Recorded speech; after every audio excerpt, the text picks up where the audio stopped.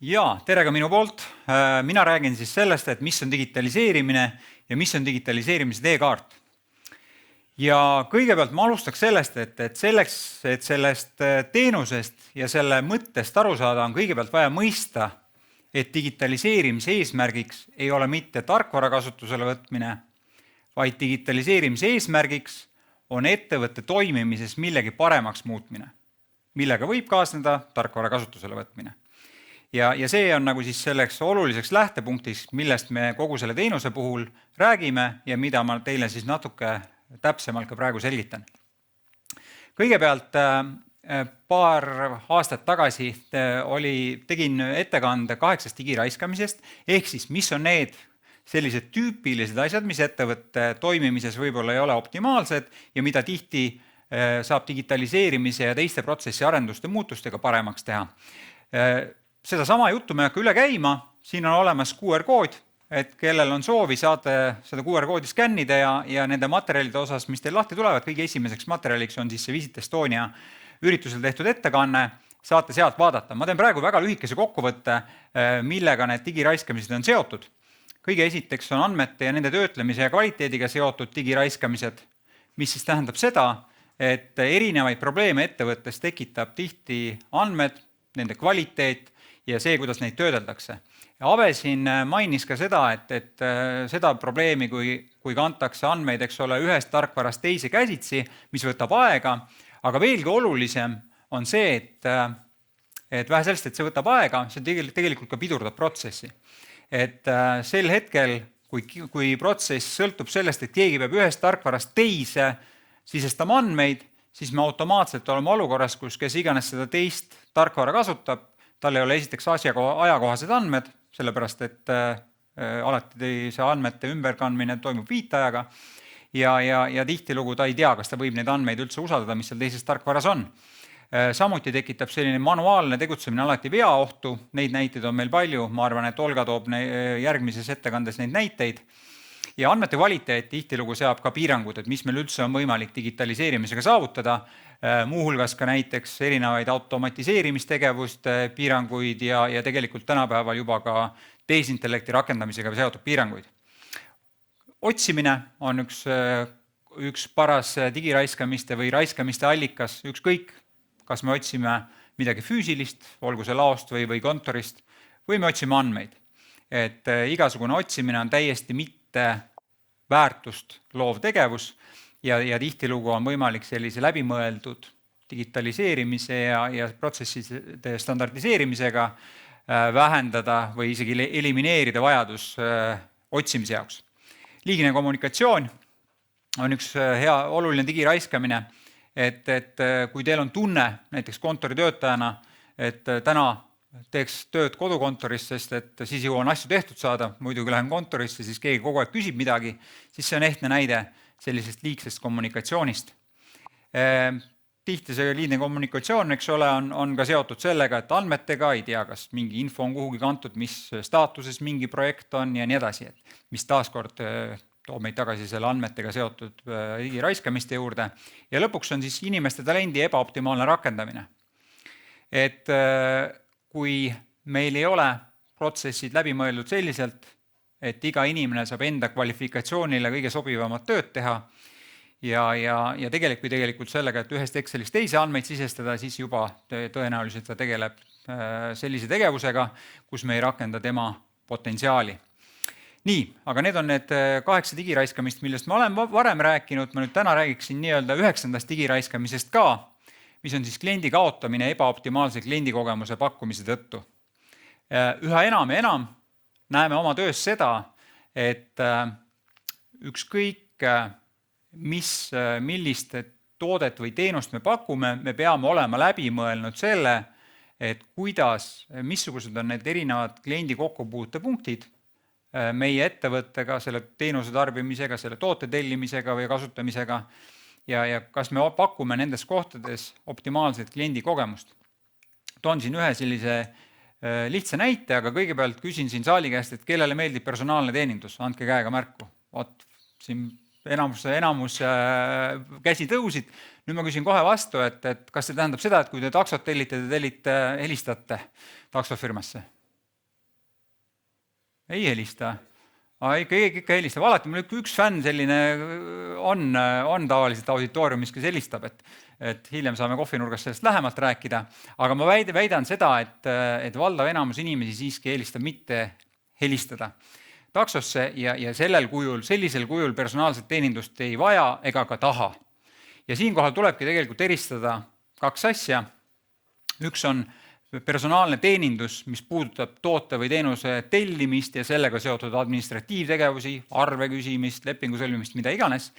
Ja teine on siis selle teenuse enda tarbimine, kus tõepoolest tihti enamus inimesi eelistabki personaalset teenindust. Ja nüüd toon siinkohal siis sellise lihtsa näite, et siin on kahest erinevast broneerimiskeskkonnast tehtud screenshotid, tegin siin eelmise nädala lõpus. Mõlemad on samale teenusele ja vasakul pool te siis näete sellist vormi, kus on, saab sisestada nime, telefoninumbri, emaili ja teksti, milline aeg või päev sulle sobib. Ja paremal pool siis saab valida päeva, kellaaja ja kohe selle broneeringuga teostada. Ja ettevõtte perspektiivist on ka erinevus, et esimesel puhul sul inimene peab töötaja, kes siis sellise päringu saab, tõenäoliselt e-kirja teel, peab siis kliendiga suhtlema, kas siis e-kirja teel või võib-olla helistab talle ja see võtab aega.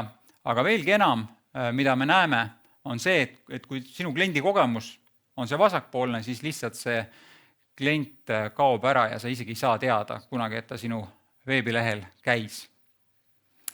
Et tegelikult kaotad sellega kliente ja see info ei jõuagi sinuni mõõdetaval kujul. Küsin vahele, kas me saame saalist võtta küsimusi ka, sest siin tõsteti käsi, et võib-olla teeme ühe kiire küsimusi siis vahele. Minu küsimus on lihtsalt selles, et te panite 2 screenshoti kõrvutega, selles vasakpoolses on 4 rida, eks ju, mida siis täita ja parempoolses on tegelikult ainult vasakpoolsest võttes nagu see alumne rida. Et kus siis paremapoolsel lahendusel need ülejäänud 3 nagu välja täidetakse? Me läheme võib-olla liiga detailseks, need olid siin ka kusagil olemas, lihtsalt ei mahtunud screenshotile või olid eelmises sammus. Vahet pole, et küsitakse tegelikult neid samu küsimusi ja tõepoolest seal küsiti ka telefoninumbrit ja e-kirja ja sellel teenusel oli siis ka see telefoninumber küsitud seetõttu, et siis saata 24 tundi enne meeldetuletus, et kas inimene ikka on tulemas või ole saab ära tühistada. Et tegelikult kogu see ka tühistamisprotsess kahtlemata peab olema läbi mõeldud sedalaadi teenustel ja nii edasi. Ja vaat selliste teemadega me nüüd aitamegi digitaliseerimise, siis selles digimentorluse teenuses. Siinkohal tulebki arvestada seda, et klientide ootused teenuste tarbimisele on üha kõrgemad kui kunagi varem, et klient hindab oma aega. Ta ei soovi osaleda teie toote või teenuse arendusprotsessis, mis tähendab seda, et tegelikult te peate ka väga täpselt teadma, mis on selle teie toote või teenuse sisu, et sellist nagu vestlust, et mis iganes te tahate, me saame kõike teha, ikkagi valdav enamus kliente ei taha seda pidada. Nad tahavad näha, mis teil pakkuda on ja siis nende seast võimalike valiku seast valida. Ja kolmandaks, üha enam kliente ei soovi otsesuhtlust, vaid oskab ja tahab kasutada digitaalseid lahendusi, eriti nooremas generatsioonis. Ja siit me siis veel kord tuletame meelde, et mis on digitaliseerimine. Digitaliseerimine on protsesside paremaks muutmine läbi infotehnoloogia rakendamise. Et veel kord, digitaliseerimise eesmärgiks ei ole mitte ühe või teise tarkvara rakendamine, vaid millegi paremaks muutmine, mis võib hõlmata mingi tarkvara rakendamist. Nüüd, protsessi arendusel üldiselt on 3 sammu, standardiseerimine, digitaliseerimine ja automatiseerimine, just nimelt selles järjekorras, et kõige esimese sammuna on standardiseerimine, kus me mõtleme läbi, et mis on need viisid, kuidas me oma protsessi peaks ellu viima, nii et need oleksid võimalikult efektiivsed nii majasiseselt kui ka klientide jaoks. Kehtestame vastavalt protseduurid, mõtleme need läbi. Seejärel digitaliseerimise puhul rakendame andmete kogumise töötlemise süsteemid, ehk siis tarkvarad, muuhulgas ka nende vahelise infovahetuse ja tagame kvaliteedi. Ja viimase sammuna vähendame inimtööjõu komponenti läbi automatiseerimise. Kõigis nendes sammudes on väga erinevaid tegevusi, mis me saame teha, et alates siis väga palju saab ära teha standardiseerimisel, läbi mõelda, kuidas me mingisuguseid tegevusi teeme, seejärel, eks ole, digitaliseerimisel, milliseid tarkvarasid me rakendame, kuidas on tagatud tarkvarade vaheline info liikumine ja lõpuks siis samm-sammult saame ka selliste inimtegevuste komponenti vähendada. Tänapäeval eriti näiteks tehisintellekti rakendades. Nüüd digitaliseerimise teekaart. Digitaliseerimise teekaart siis selle teenuse mõistes on see väljund, dokument, mis siis teenuse tulemusena valmib. Siin on EISi ettevõtluse ja innovatsiooni sihtasutuse definitsioon sellele dokumendile. Mis siin nagu olulist on see, et see on 3-aastase tegevuskavaga strateegiadokument, et see on 3-aastane tegevuskava esiteks ja mis siis sisaldab hinnangut, et missugused on need protsessiarendustegevused, mida ettevõte peaks ellu viima selleks, et leevendada neid probleeme ja kitsaskohti ettevõtte toimimises. Nüüd digitaliseerimise teekaardi koostamine selles teenuses ja ka muidu koosneb 3 põhilisest sammust. Esimene samm on tänase olukorra kaardistamine. Ehk siis enne kui me hakkame nii-öelda lahendusi välja pakkuma või lahendusi pilduma, tuleb kõigepealt aru saada, mis on selle ettevõttega seonduv hetkeolukord, kuidas praegu asju tehakse, mis on need ärireeglid, ärimudel, mis on need võimalikud piirangud ja nii edasi. Et enne kui me hakkame lahendusi välja töötama, me peame olema sellest aru saanud. Ja siis seega tähendab, et esimese sammuna kaardistatakse, kuidas ettevõttes praegu äri käib, kuidas toimivad protsessid ja mis on see ärimudel, mida ettevõte kasutab. Teise sammuna töötame siis välja selle nii-öelda tulevikuvaate, et kui siis on see tänane olukord, siis tuubi on tulevikuvaade, et kuhu me tahame jõuda. Ja siinkohal rõhutaks veel seda, et see, kuhu me tahame jõuda, et üks on see nagu protsessi lahendused, aga teine on siis ka need äri eesmärgid. Et mis on siis see, mis me tahame saavutada digitaliseerimise ja teiste protsessiarenduse meetoditega.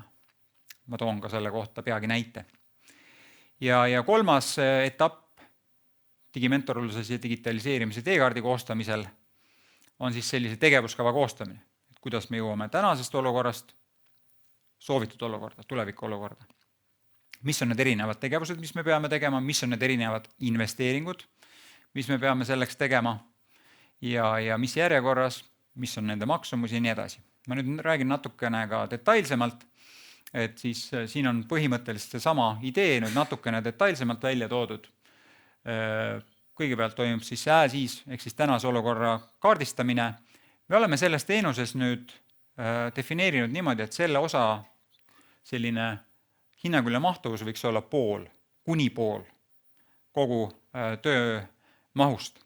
Ehk siis meil on õnneks kõik kogenud konsultandid ja kõigil on ka juba omajagu kogemust diginõustamise ja digiteekaartide koostamisega. Ehk siis konsultandi ülesandeks on tagada see, et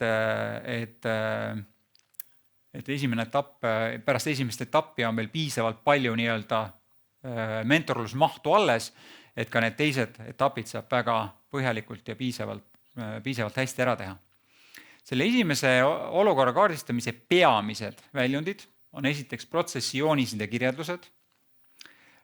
Protsessijoonised on midagi, mis on visuaalne interpretatsioon või kirjeldus sellest, et kuidas teil ettevõtte põhiprotsess ja olulised tugiprotsessid toimivad.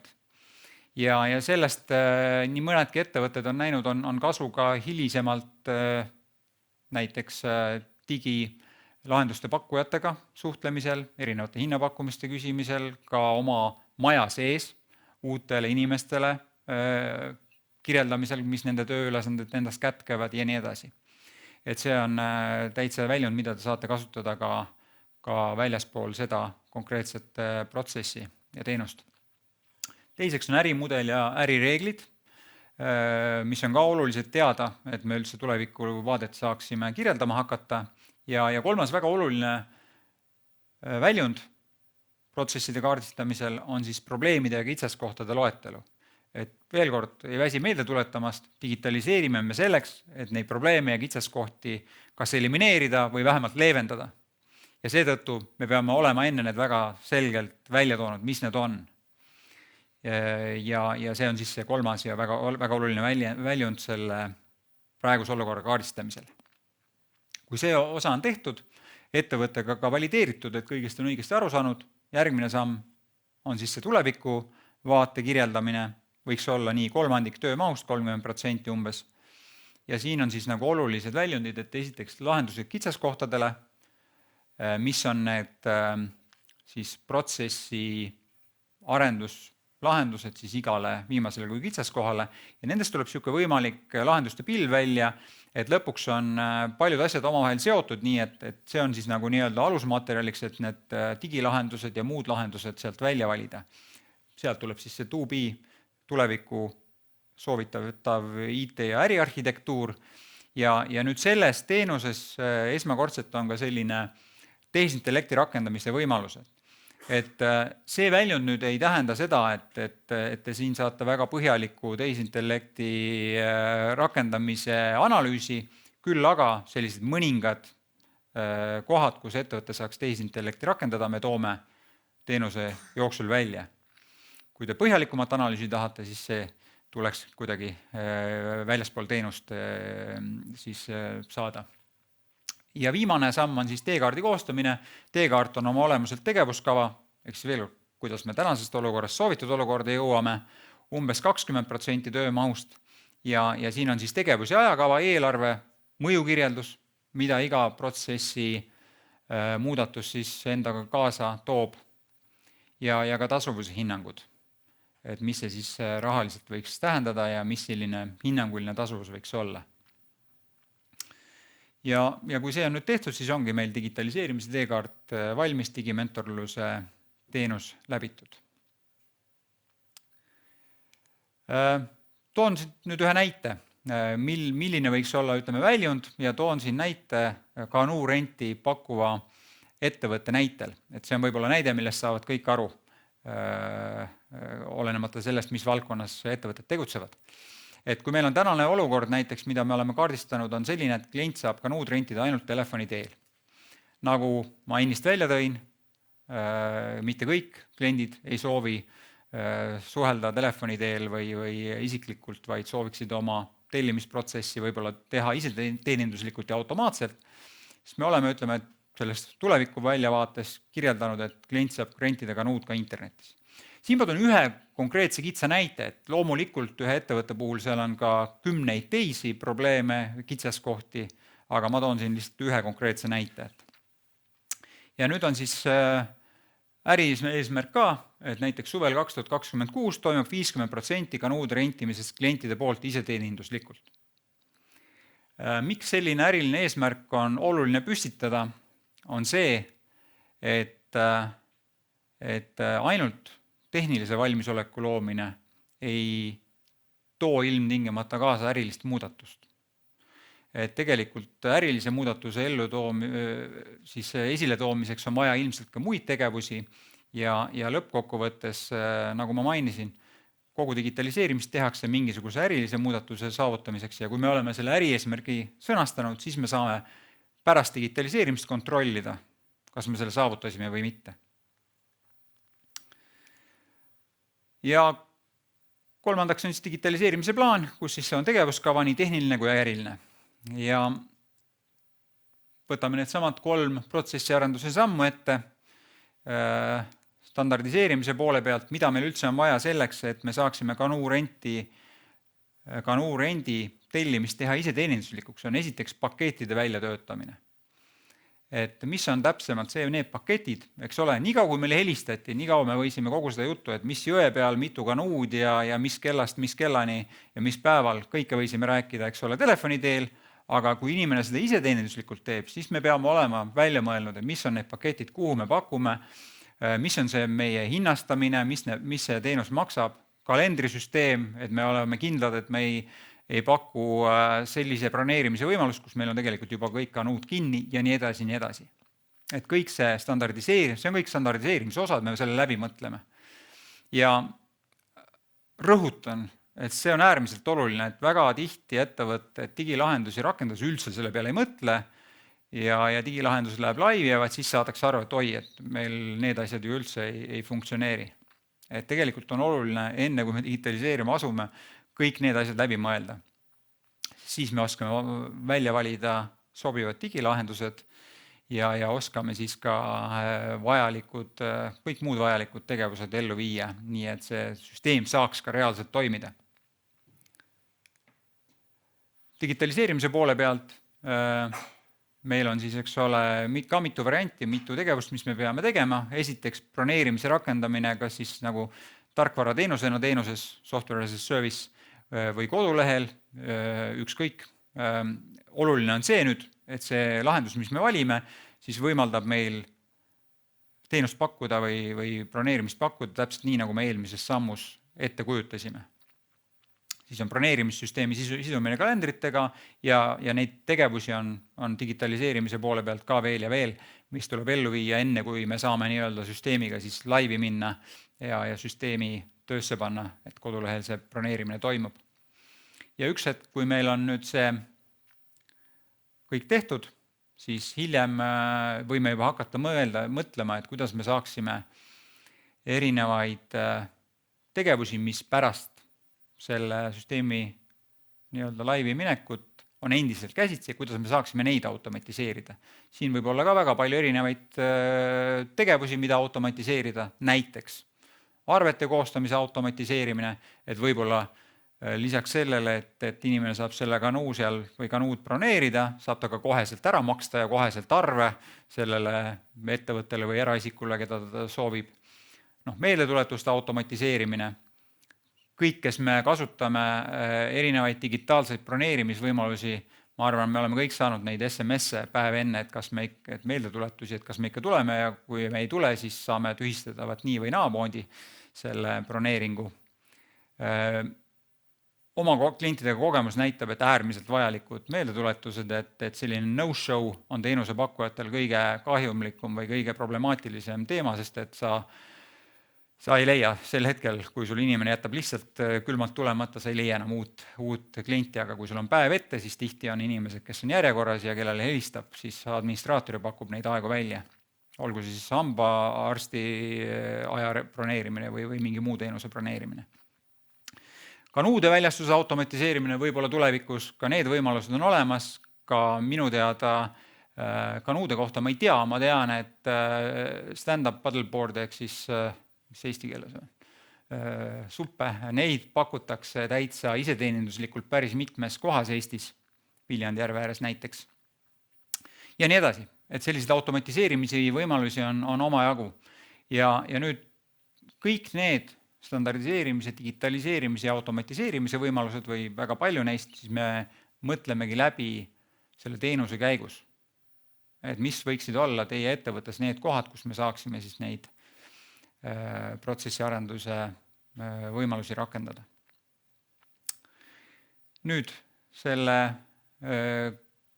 digiprojekti edukuse mõõtmine toimub nüüd pärast selle digiprojekti elluviimise lõppu. See ei ole enam mentorluse osa, küll aga ma siiski rõhutaksin seda sellepärast, et nagu ma mainisin, digiprojekt ei ole edukas mitte siis, kui meil on kõik need ette nähtud tarkvarad kasutusele võetud, vaid alles siis, kui meil on saavutatud, püstitatud eesmärgid. Ja mitte ainult tehnilised, vaid ka ärilised eesmärgid. Tehnilises mõttes kvantitatiivselt võib vaadata kvantitatiivset ja kvalitatiivset vaadet. Kvantitatiivne vaade on siis see, et kanuurrendi näol, et kas meil, vaatan, kui mul on äkki see siin, kas see kanuur rentimine internetis toimib, tehniliselt katsetame, toimib, aga kvalitatiivne vaade on ka, et kas see kanuur rentimine veebiteel on mugav, lihtne ja intuitiivne. Et me võib tehniliselt olla kenasti süsteem üleval, aga kui see on nii keeruline, et inimesed sellest aru ei saa, siis ikkagi, ja peavad ikkagi helistama või kirjutama, siis tegelikult me ei ole ka seda tehnilist eesmärki saavutanud. Ja nüüd väga oluline on ikkagi see äriline eesmärk, et kas püsitasime algselt eesmärgi, et pooled kanuur rentimistest toimuvad veebiteel, et me ka nagu võrdleme ennast vastu seda eesmärki, et kas me siis selle oleme saavutanud. Ja kui nüüd vastus mõnele neist küsimustest on ei või osaliselt, siis näeme ette, et mis on need korrigeerivad tegevused. Digimentorluse käigus kogu seda osa me enam ei tee, küll aga me saame digimentorluse käigus juba mõelda läbi, et mis need nii-öelda kontrollküsimused on ja mõtlemegi läbi, mis on need kontrollküsimused pärast projekti elluviimist, mida siis endalt küsida või mille vastu võrrelda, et kas me saavutasime digitaliseerimise eesmärgid. Nii, aga sellega ma hetkel lõpetakski ja võtaks nüüd küsimusi. Ma ei tea, kas meil on online'is küsimused või laivis? Ei ole.